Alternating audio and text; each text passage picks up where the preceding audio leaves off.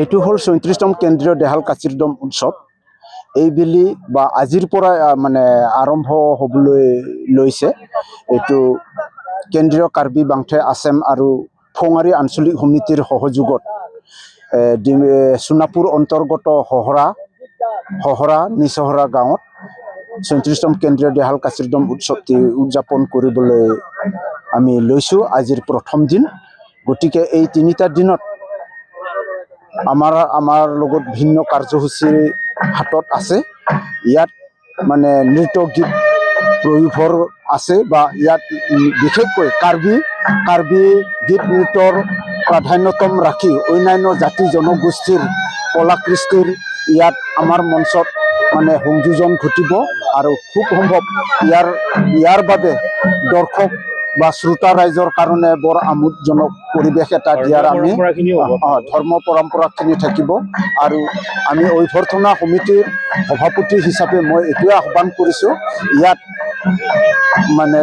মানে ডিমৰীয়াবাসী ৰাইজৰ সহযোগৰ লগতে দূৰ দূৰণিৰ পৰা আহিব বোকাখাট, শোণিতপুৰ, তেজপুৰ ইত্যাদি বিভিন্ন জিলাৰ পৰা অহা অতিথিসকলক আদৰণি জনাবৰ কাৰণে আমি প্ৰতিদিনে ১০,০০০ লোকক ভোজন দিয়াৰ পূৰ্ণ প্ৰস্তুতিৰে আমি অভ্যৰ্থনা সমিতি প্ৰস্তুত হৈ আছোঁ। আৰু আমাৰ এই উৎসৱত ৰাইজৰ উপস্থিতি সহযোগিতাই যাতে আমাক উৎসাহিত কৰে। আমাৰ মঞ্চত যি প্ৰদৰ্শিত হ'ব গীত নৃত্যৰ, ইয়াত ৰাইজে উপভোগ কৰি নিশ্চয় সন্তুষ্টি লভিব বুলি মোৰ দাবী।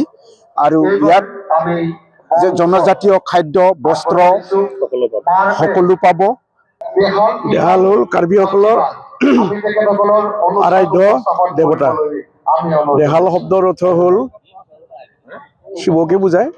তাতে দুটা শব্দ আছে। তিব্বত বৰ্মীয় ভাষাত এটা শব্দত দুটা বা তিনিটা চিলেবল থাকে, শব্দাংশ থাকে। তাৰে ইয়াতে দেহালটো দুটা শব্দ আছে, এটা হ'ল দে, এটা হ'ল হাল। দে যোগ হাল সমান দেহাল। কিন্তু অসমীয়া প্ৰভাৱত পৰি এইটো কি হৈছে, দেহালৰ পৰা আগকৈ দেওশাল হৈছে। কিন্তু আমি তিব্বত বৰ্মীয় ভাষাৰ ষ্টাইলতহে আমি দেহালটো বুলি কৈছোঁ, আমি দেওশাল বুলি নকওঁ। হয়তো কোনোবাই ক'ব পাৰে অসমীয়া ভাষাৰ প্ৰভাৱত পৰি, কাৰণ অসমীয়া ভাষাটো হ'ল সংস্কৃত মূল্য, তিব্বত মূল্য নহয়। তাৰমানে কেইদিনীয়াকৈ অনুষ্ঠিত হ'ব? কি কাৰ্য? এইবাৰ আমাৰ দেহালটো ইয়াতে ৩ দিনীয়াকৈ কৰা যায়। এবাৰো কৰিছে। দেহাল ৩ দিনীয়াকৈ হোৱাৰ মূলতে হ'ল এই ৩ দিনত প্ৰথম দিনা আমাৰ অধিবাস হ'ব, আৰু অধিবাসৰ দিনা আমাৰ যিটো সমূহীয়া যিটো পৰাচিত উৎসৱ, এইটো ইতিমধ্যে ধৰ্মীয় পৰম্পৰাখিনি আমি কৰোঁ। তাৰপিছত সেইখিনি কৰিহে তাতে যিখিনি আছে যিখিনি পূজাৰী, তেওঁলোকে পৰাচিত হ'বই লাগিব। পৰাচিত নোহোৱাকৈ আমাৰ কোনো কাৰ্বি মাংগলিক অনুষ্ঠান নহয়। কৃষ্টি সংস্কৃতিখিনি থাকিব। থাকিব। এইটো আমি ইয়াতে ৩ দিনীয়াৰ, তাৰপিছত দ্বিতীয় দিনা হ'ল আমাৰ মূল পূজাটো আৰম্ভ হয়। আচলতে মূল পূজা আজি সোমবাৰটো আছিলে অধিবাসে। দ্বিতীয় দিনা মূল পূজাটো হয়, আৰু মূল পূজাত আমাৰ প্ৰতিটো ঘৰৰ পৰা চৰাই থাকিব, গাহৰি থাকিব, ছাগলী থাকিব, আৰু সেইবোৰ ৰীতি নীতিৰে আমি তাৰমানে সেইখিনি আমি পূজা দিওঁ।